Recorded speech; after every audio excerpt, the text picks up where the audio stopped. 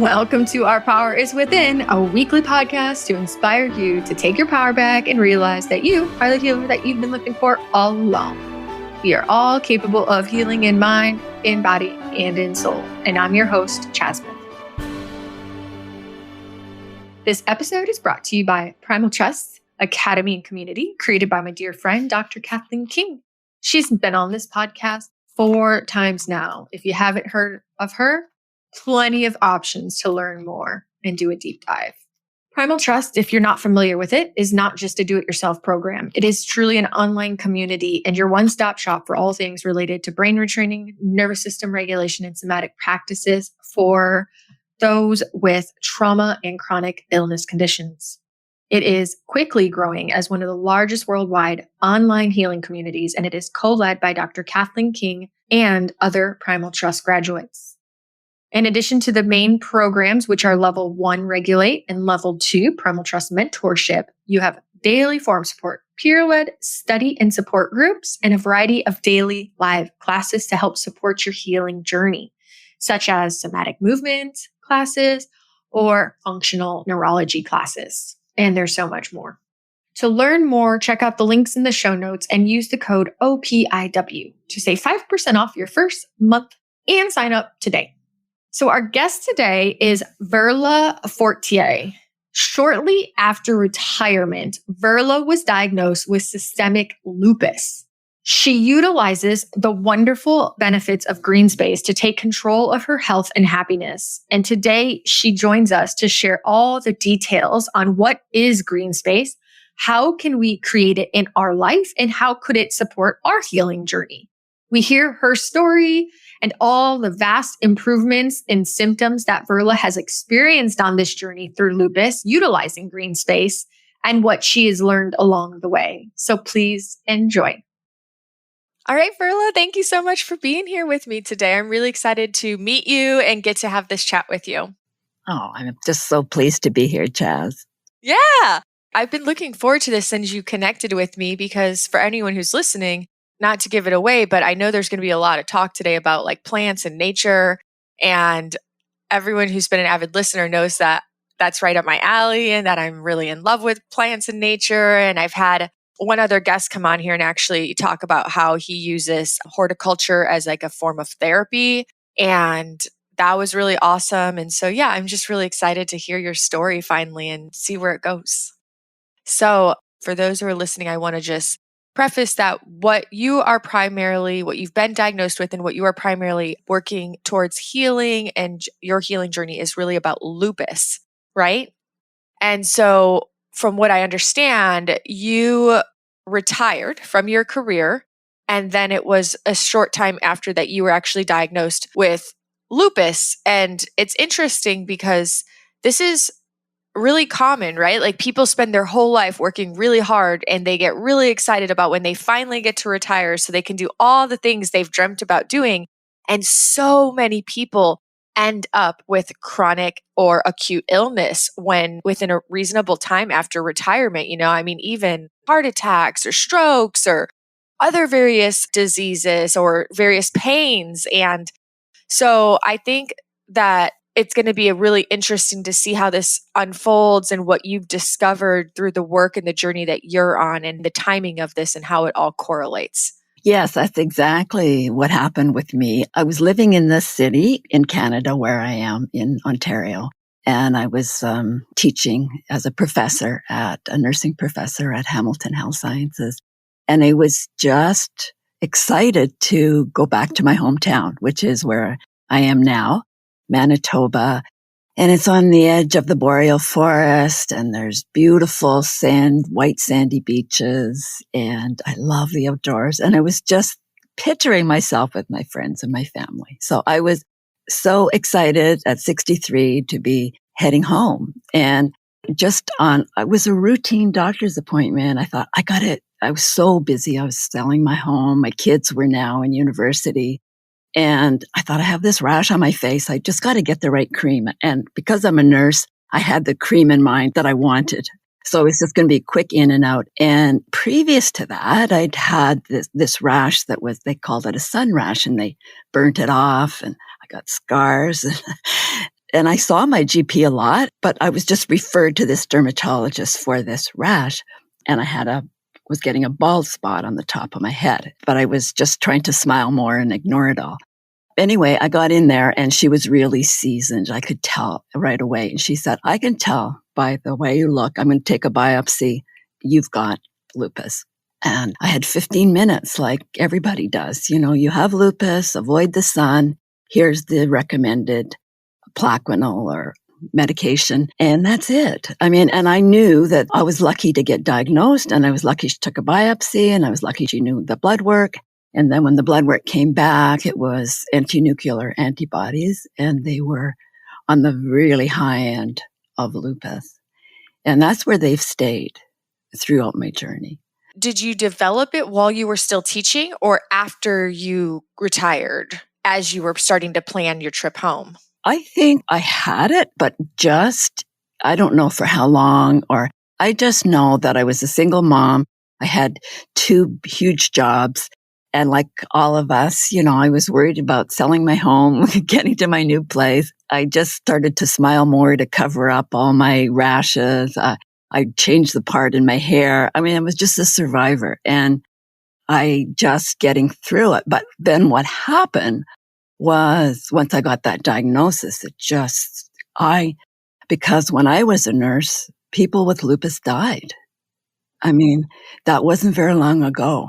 And as soon as they came in, we go like, okay, they've got lupus. They've got this body-wide infection where the body's attacking itself. We can just do prednisone but that's it. I mean, and then they'll weaken and they'll probably die. I thought, okay, I'm a nurse. I know how to be the perfect patient. I'll do what they say. I take my medication. I'll stay inside. And that's what I did. But I still moved home.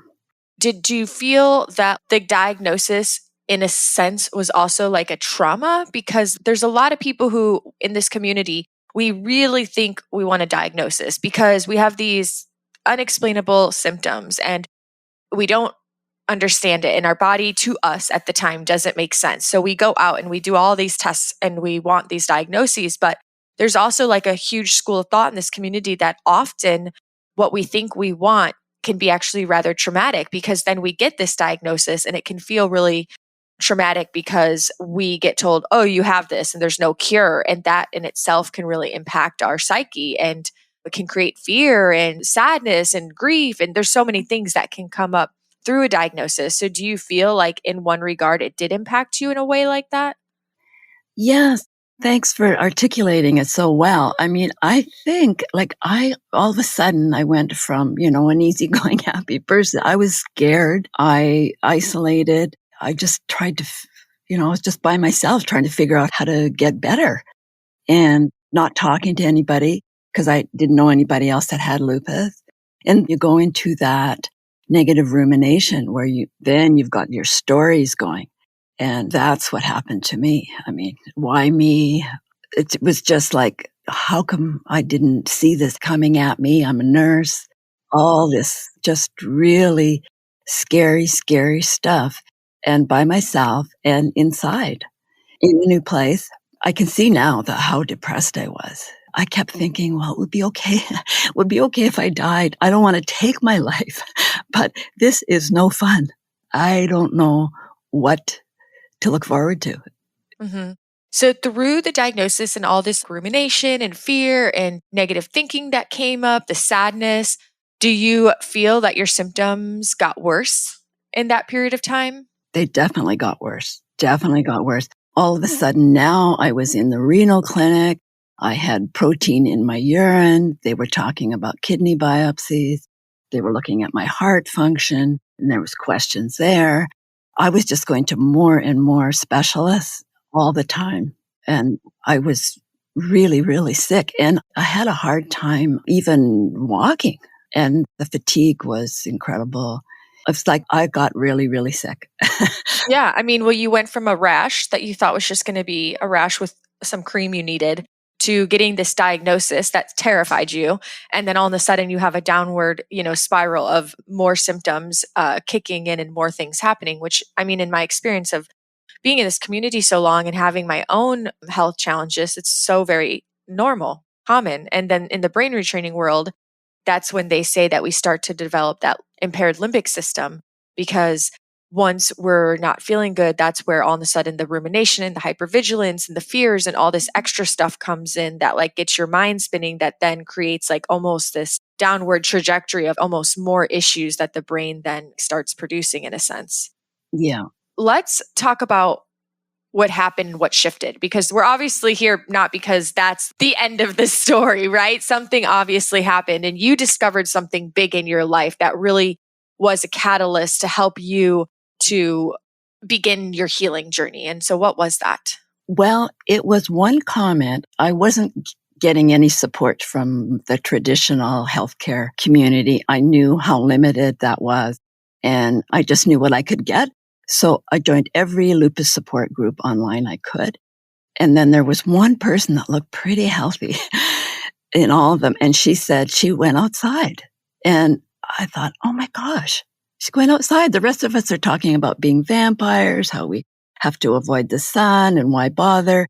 And as soon as I saw her comment, she said, I wear sunscreen, a hat, so far so good.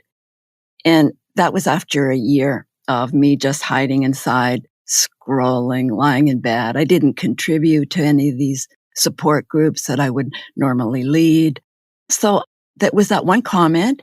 And I thought, oh my gosh, I'm going to try what she did. And I went outside and started walking in a trail in the woods. And I just kept walking. The longer I walked, the better I felt. And all of a sudden, my mind began to feel free. Like it was like this big black dog wandered off, and my mind was just like, ah. And I could I saw those thoughts that I was, going to die and that there was no hope. I saw all those things, but they just didn't seem to matter. And the more I walked, the more free my mind became, more at ease, and things just felt more friendly. That's what happened initially. And I went back because I'm a nursing professor and I did lots of research. I had never heard about walk in the woods. I was 63 then, I'm 70 now. So this was 5 years ago. The research was not really there or pulled together very much. I started to research and I found all this amazing stuff. Amazing. Green space was not only it was actually used not just to prevent disease, but to treat disease, to treat mental illness, to treat heart diabetes. And I just couldn't believe it. And I couldn't believe that it wasn't in the healthcare space. And for everyone who's listening, can you tell us what green space is? Yeah, green space is defined in the literature as anything that is like, it could be a park, a tree, it can be plants in your home, anything that is alive that you look at, whether it's inside or outside. And it doesn't have to be in the woods or in the forest. Even the sky, that's blue, it's blue, or the water, but they put it all together as green space in the research. Okay. I do wonder sometimes that if there's a varying impact depending on how much access you have. Being in a forest to me feels really different than just sitting in my chair in my yard looking at like one tree across the street. There is a difference, a different feeling when you're like surrounded by like trees and nature and big tall trees that are like a canopy or something. There's definitely a different elemental feeling for me when I think of the differences. But as I've done more research, I've found that it really depends on the person. Some people are almost relearning a relationship with nature. So if they're just going to go and sit with one tree, then that's going to do it for them. And so it's more about what that individual feels good with. Yeah, and that makes sense, right? Because some people are so drawn to like hills and valleys, and some people really love being in forests, and other people, the beach is their sanctuary. So I can see how it's really about tapping into what part or element of nature really, really resonates with your body. Yeah, and what works for you at the time. Like some days when you're under a lot of stress, going out into your garden or just finding one tree is good. taking a breath. And what I found was that once I was able to get that space, then I was able to bring in other things like the research that Ellen Langer did on meditation. Her idea of meditation is easy and it's fun. So it's just like notice one new thing. So when you go outside, notice one new thing, something that you thought you knew already, but maybe you don't know one aspect of it. And that fires your neurons and everything and gets you perked up. So it's more about the noticing than it is about the environment. So if you're stuck in the city and there's not a green thing around, then go outside and look at the sky. You might see a bird, and the clouds, there's fractal patterns in there, which we can talk about. So it's really about shifting your environment and noticing. Yeah. And then, if you're in the city, you can bring plants and green space into your home. Exactly. And there's very strong research on plants inside, just looking at plants or pictures like on your screensaver or just pictures of nature. When I go into the eye doctor for my lupus eye tests, they've got nature spinning around there on their screens. And there's a reason for that. And in surgery, because it lessens pain. And pain is like in our world, in our chronic illness world, pain is emotional, it's our thoughts, and it's physical. It's all of it. Yeah. But you came to discover that over the past few years, I am assuming? Yes. Yeah. I mean, this green space has given me headspace to be able to write 2 books, start a podcast, and really look at the simple, easy stuff that I could add into my toolbox when I go outside. Yeah. And so it sounds like also as you were walking, you said it started to clear your head. So it almost seems like, in a sense, that kind of became your meditation and a therapy in a sense. Like for you, you found this ability to find this ease or peace and stillness in your mind while you were out in the forest taking your walks. Yes, thanks for that. That's right. And it was more that I felt safe. It's kind of interesting we're talking about this. I have a friend who sent me a meme the other day, and it was about the science of how regulating plants can be for our nervous system.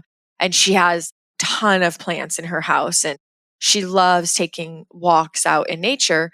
And she's been suffering from a lot of various health conditions herself. And she sent me this meme and she goes, if this is true, I should be the most regulated person in the world. What's going wrong? And do you have any insights if there's somebody who's like, oh, I don't understand. I do spend time in nature. I do I do have plants in my house. Why do I still feel dysregulated? Or what am I missing? Or what's not happening that I need still, or something like that?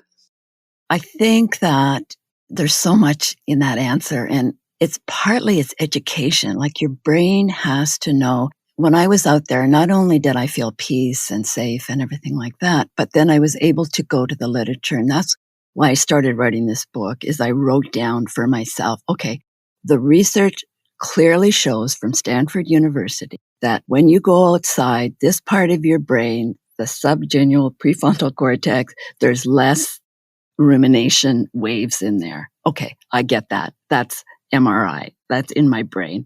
And the other research shows that when you're outside, when you come back in, you have an ability to pay attention better, learn new things, problem solve.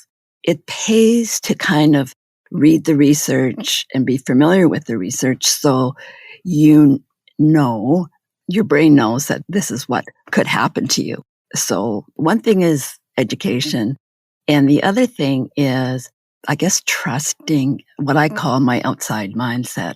So when you get out there, it's a really good idea to just stop, breathe, notice, and even put your hand on your heart and thank yourself for getting out there or taking those 2 minutes. That's it. That's all you have to do. But you have to give yourself the time and the space to let it happen and be familiar with the research to believe it, because I didn't believe it. I thought, all right, come on. And that's why I compiled it, because I just thought these top universities at Harvard, Stanford, they're all peer-reviewed research, and it's not being funded by money. It's all independent. So you're not going to hear about it unless you go to this research. And who's promoting it? There's very little reason for anybody to promote it because you don't make any money. And even the free people that are promoting free stuff on podcast, there's always an angle, but there's no angle. You can't get an angle on this except for, I write books, but that's not a big moneymaker. It's really helpful to get all this stuff together and be familiar with it for sure. Yeah, definitely. I mean, they even say the educational piece in like brain training, it's so important because as you're learning these new belief systems, there's parts of you that are going to resist this new information and say, no, that can't be true. No, that can't be true. And then you have to go back and find the research and learn and do the educational piece so that you can reinforce these beliefs and say, nope, I got the information right here. You almost just keep getting to prove it to yourself when you have like doubts. Self-doubt comes in. No, I'm going to prove it to you. It's right here. That's exactly it. And our brains are overprotective, right? Any fear or any problems, and they'll protect us. And it's just knowing that our brains are overprotective and that to get through it.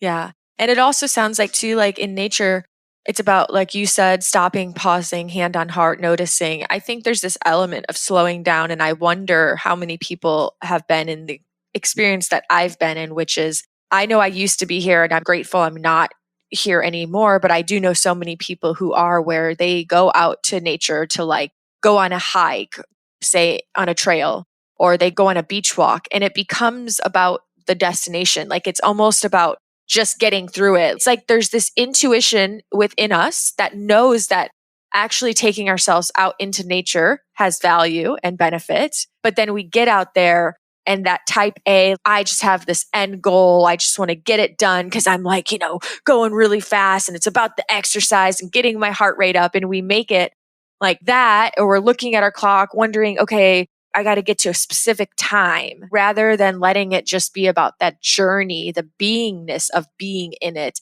being okay with not trying to just get to the end, but to notice all the things along the way. If there's a creek, notice the sounds.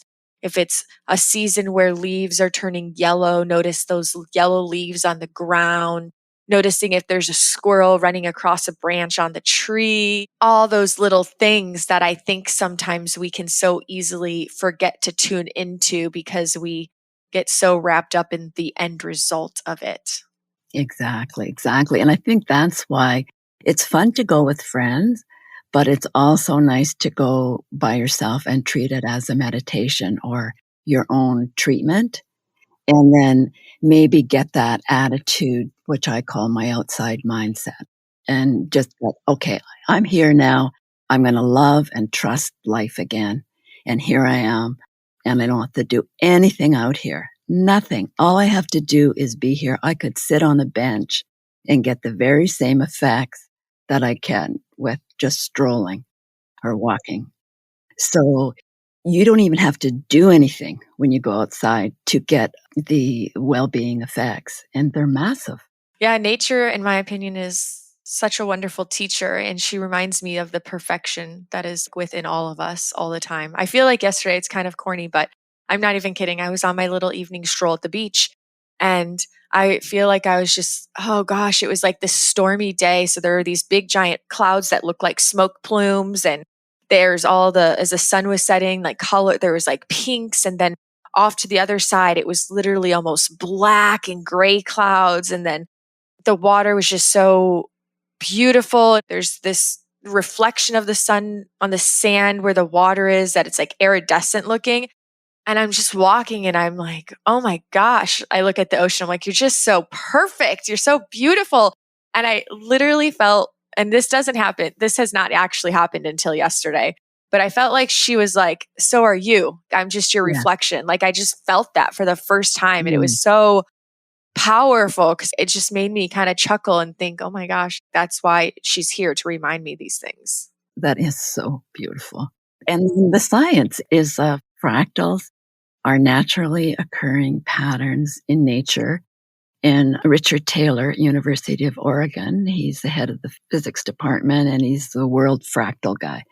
And he says that fractals is just a simple name for these patterns that are at different dimensions all the time. So that's one thing you could notice, like you could notice a cloud, but what you did, what you just described there are all different fractal patterns based on what it is you're looking at. So they're all different dimensions of the very same thing.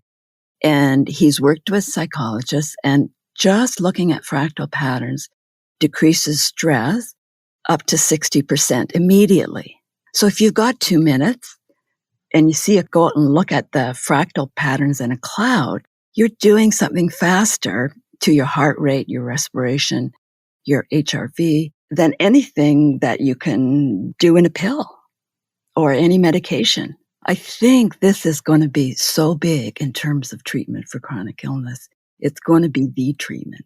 The next 10,000 steps is going to be that you need these 21 minutes a day in green space. And if you get them, you're going to live longer, think better, be healthier, get through it, any of these chronic illnesses. It's interesting though, because in a sense, it's really not new information, right? Because years and years and years and years ago, they actually used to understand the power, the healing potential at a beach between the grounding and the sounds of the ocean and the negative ions in the air from the moving water. And they used to wheelchair people who were really chronically ill out into the sand to spend time out there breathing that air in and being in that space. Yeah, it's just that we need to just go back and pay attention to what has been done in the past. Mm-hmm. It's something that we forgot. We spend more time inside than a maximum security prisoner. So crazy. Yeah. And we don't give ourselves a break. If we think of a break, it's not always, it's just smokers that go outside and have a smoke break. But why don't we think about having a green space break? That's so funny. I used to always joke because I've worked on and off in the food service industry for so long, and the smokers always got to sneak outside and take their smoke breaks, and I'd be like, "But why don't I get smoke breaks? I don't smoke." But they're like, "Well, you don't smoke." I'm like, "Yeah, but I still deserve to have 5 and 10 minute breaks throughout the night and go outside and breathe fresh air." Yeah. I mean, maybe that's part of the appeal for them. But I wanted to ask you, I wonder what your thoughts are regarding, say there's somebody who's listening right now and I can feel or hear it, the rebuttals oh, but what about when I live somewhere and it's really, really cold or it's too hot or, I have sun sensitivities. There's all these reasons that people want to hide indoors. Yeah. I wonder how we can begin to create solutions to help people in those situations still immerse themselves in the natural elements. Yeah. Once you get into it and you make it a priority and you realize the value of getting out there, then you start looking at ways to adjust your clothing. In the summer now, the the sun is so strong. So I wear this hat with that the fishermen wear that, covers, it's got a mask that comes up here and the whole thing. And I have a full body suit, and underneath that, I wear zinc to cover up. So I wear heavy duty sunscreen underneath this SPF 50. I mean, you need to make those kinds of investments. But as soon as you get out there, and then you need to use your judgment, like I sometimes do stupid things. I stay out too long on my stand-up paddleboard and an inflatable kayak and all this stuff. So then now I'm on the water, and that's worse, right? So I really got to use my judgment about when I go out. But the nice thing about timing and getting outside is that if you go out in the direct sunlight, if you're strategic about it, if you go in the morning, then you're setting your sleep clock. So this is helping your sleep. And if you go in the afternoon, it adjusts your mood up. So at different times of the day, and then in the evening, it's mood and well-being. So you're getting the effects of being outside just in terms of sunlight alone, right at the good times for people with lupus and sun sensitivity, and actually all of us, because none of us need to be in the sun in the middle of the day when it's the worst. And then when it's cold, I mean, I live where it's freezing. I'm in northern Manitoba, so I have all the stuff to heat, and I have Raynaud's, and I had breast cancer after this. And so, I mean, we all have so many different things. When we have a chronic illness, it's never just one thing. It's always a family of conditions, Sjogren's I have. So it's just going like, okay, I have this, not being scared, being okay with uncertainty. And that's what I learned when I could get the presence of mind where you can just go like, okay, is this inconvenience that I have to do all this, or is it a catastrophe? It's simply an inconvenience. I have to put on more stuff. I have to pay a bit more money, get the coverage so I can get all the benefits.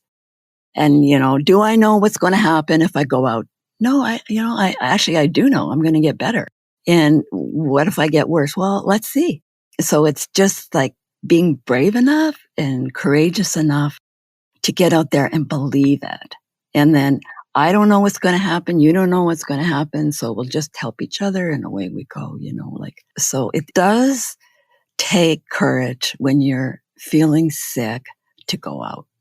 And my lupus is still active, and I went on another journey, which is very closely aligned with yours, with the autonomic nervous system. So then I was able to, as a result of that, decrease my plaquenil with my physician's approval. Nice. Okay. So kind of immersing yourself in green space, clearing your mind, beginning to expand your horizons, do alternative research, look beyond just the physical elements. You start do things like meditation, address nervous system regulation, all this other stuff to then support you on this healing journey. Now you can take less medicine. And you said you still have active lupus technically, but you have experienced a lot of improvement in the symptoms and the quality of your life, right? Yeah, absolutely. I mean, if you look at me and the doctors they think, oh, you're just fine. Then they do the tests and, I still have, nothing on paper has changed, but my thinking has loosened up. My whole attitude to everything is transformed. In fact, I almost feel like the lupus diagnosis has been a blessing for me. And you don't look to have a rash on your face? Right now, no, I don't. But if I go out in the sun, I'll get I get the mask thing if I overdo it. And if I overdo it, I'll get the rash. And I know I don't expect my lupus to go away. I'm just going to live with it happily and make it my friend. And it is teaching me an awful lot. It's teaching me so much. And I'm developing a really friendly relationship with it. And you're not living in fear of dying in the same way when you first got the diagnosis? When we have a chronic illness, you do get scared. Whenever something happens, you think, oh no, okay, here we go. Okay, here I am. Like this is going to be the end now. And I always have to catch myself. I'm kind of an anxious person anyway. So I'm always employing green space. I'm noticing, I'm doing the whole gratitude thing. I'm putting my hand on my heart a lot. I go by myself and I have these little things that I, like acronyms that I remember that I use as my tools that I can tell you about in some of my books and just run through it. In the first book, I had this thing called control. So I go like, C is for count the number of minutes I've been out. So in the day. So I usually do that. And then O is for outside, can be any space, any kind of space. And so I keep track of all the different little spaces that I do.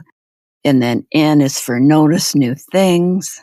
And then T is for trees and fractal patterns. Notice those fractal patterns. And then R is for respiration. So when you breathe, trees give off these protective, health-giving aerosols to protect themselves. So if you're near them or any plants, you're breathing in that scent, and that's going straight into your nose, and that's going straight into your brain. So it's like taking a nasal medication. So you're really getting treatment there, and that's one of the things. And then O is for outstanding. I got here. And L is for love, love myself, love life. Love it. That's awesome. And so you use that as like a little tool for you throughout the day? I do. Yeah. And then I have another one that I do with my heart and my autonomic nervous system. What's that one? That one spells space. So I'm looking at, space. S is for getting out into space. And then P is for pollution. So I'm aware of air, noise, and light pollution and planning my day around that. So if I have to go somewhere, I will take a longer route, a greener route. There's even research that says that along the highways, if there's 1 kilometer depth of green space along the highway, there's less chance of sudden cardiac arrest. Interesting. That's been done in North Carolina, that one study. Wow. So if you're looking for the scenic route, you're avoiding as much pollution as you can. And then A is for awareness. So you're just aware of how you're feeling. Notice how you're feeling before you go out and when you're out, and then when you come back in, and you really will. You'll find that when you get outside, you smile more, and the research is there to show that. You're more cheerful, your thinking loosens up. And then when you're back in, you can pay attention, you can get down to your work, you feel good, you're nicer to yourself and others. And then C is for compass. And I use heart rate for everything because I'm a nurse, and that's what we did with patients. So if their heart rate was good when they're resting, we knew we could relax. We knew that they're going to be okay. And the first thing that got me clued into how important green space was is that it showed that within 3 minutes, when you're outside, your resting heart rate goes into balance. It hits you in the heart right away. And same with your HRV, they're showing now. So that's your heart rate variability, and that's your autonomic nervous system. So I know you're very familiar with the autonomic nervous system. And this is what I'm crazy about now. I know my resting heart rate. I recommend everybody else should, and they also should know their heart rate variability. I could talk about that. And so that's my compass. And then E is for your environment, and your body shifts with your environment. At first I thought, oh, I'm too emotional. I'm too this, I'm too that. But then I realized it's not me. It's my nervous system. I don't have to take this so personally. If I can get out and into some green space or look at a plant or look at some nature and slow down, my nervous system slows down. I feel better. Absolutely. That's awesome. Thank you for sharing that also. So, you mentioned that you had tips that you could share regarding early warning signs of chronic health or illness that we all have access to. Could you share some of those? Yeah, so that's resting heart rate, and there's really good research that's just coming out now. And that's resting heart rate and heart rate variability. Oh, okay. So, what we've kind of just been talking about. Yeah, but it's so interesting so that they've got the numbers. So if your resting heart rate is like 73, and resting heart rate is when you're doing nothing, like when you're just relaxed.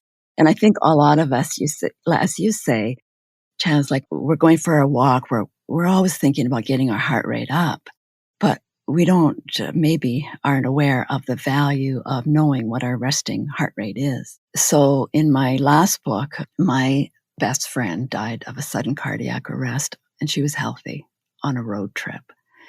And this was, I used resting heart rate and heart rate variability to figure out what could have happened to her. And that's when on the road, you look at pollution, and that affects your heart rate. So if you look at all those different pollution things, which are affecting your heart rate and heart rate variability, if you're in green space, that's not happening. So if you're going on a road trip and you get into green space, that's that's a real antidote. That's a really good thing to do. You were sharing just like how you were using these two tools as an early warning sign. If they know their resting heart rate, which is a pulse, and that's what nurses take when you're in the hospital, you can just get that off your watch or taking it the old fashioned way or whatever. But your resting heart rate, you should know and check it every day. And if it's high at rest, that is your early warning system. And everybody's is different. So you can't really give a number, but some of the research shows that if it's over 73 or 74 for a long period of time at rest, when you first wake up, then you have an increased risk of sudden cardiac arrest or heart attack. And like lupus people die 50% more than the normal people of heart attacks. So this is the killer for lupus, is heart. And it is the killer in most diseases, chronic diseases. The autonomic nervous system, for people who don't know, is it just happens automatically. And one side is the speedy sympathetic, and the other side is the parasympathetic, which is often called the rest and digest. So those two sides of our nervous system go up and down all day. It's normal.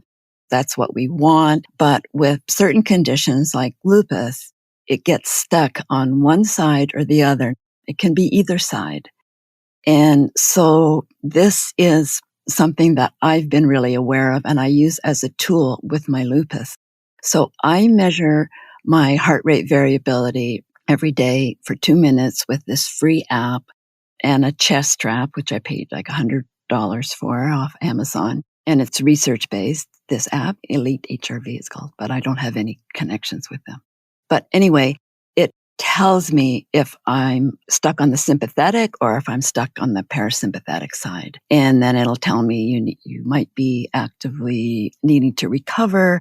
So I don't have to guess how I'm doing. It's just like, okay, I feel terrible and I take my HRV and I'm a 10 out of 10, which means great, top. So I think, well, maybe I don't feel that terrible. Maybe I just, I just give myself another coffee and I'll be okay. And then other days it'll be like really low, like 2 on the parasympathetic. And I think, yes, I am bad. But then it only lasts for a day. And then if I do everything right, then my autonomic nervous system will go back into balance. But I know it's really valuable because last summer I took it and for 3 days in a row, it was really bad. And I thought, this is not normal. I took those numbers to my GP. She did a Holter monitor for 48 hours and she took it very seriously because doctors know what heart rate variability is and means. And so now I have a baseline, like the Holter monitor didn't show anything and I was fine. But what we did do is decrease my Plaquenil as a result because Plaquenil can affect the heart and heart rate variability. This autonomic nervous system is a real thing for, which I know you know, Chaz, in chronic illness, and whatever tools you can throw at it, the better, and take it so seriously. Definitely. Thank you for sharing that. Before we get into like how people can connect with you and all that good stuff, I want to ask you my final question that I ask everybody. If you were only allowed to share one message with the whole world for the rest of your life, what message would you spend your life sharing? I would say get out into green space. It could save your life. Your life depends on it. And how can people connect with you or learn more about you and what you're doing in the world? I have a podcast called Your Outside Mindset, and I've written 2 books. One's Take Back Your Outside Mindset, and the subtitle is Live Longer, Stress Less, and Control Your Chronic Illness. And the second book is Optimize Your Heart Rate, and the subtitle is Balance Your Mind and Body with Green Space, and those are on Amazon. And are you on the social media world anywhere for people to connect? Yes, I've got a website. It's treesmendus.com. And on there's all my links to, I'm on everything, Instagram, Facebook, a private Facebook group, which anybody's welcome to join, where we support each other to get outside, Twitter, everything, LinkedIn. Stay busy with that. Okay. All right, Verla, thank you so much for being here today and sharing your story and just what you've learned along the way and being here to inspire people to develop that relationship with nature and getting outside more. Appreciate you. And it was really, really great to get to chat with you. Oh, thank you so much, Chaz. And I love your podcast and I'm going to keep listening to every episode. Yay. Thank you. Friends, that is all for today. How are you feeling right now? Do you want to run and hug a tree or plant a new bush or pot some flowers in your home? Or do you already use green space in your life? Do you have a lot of indoor plants in your living space? Do you retreat often into nature?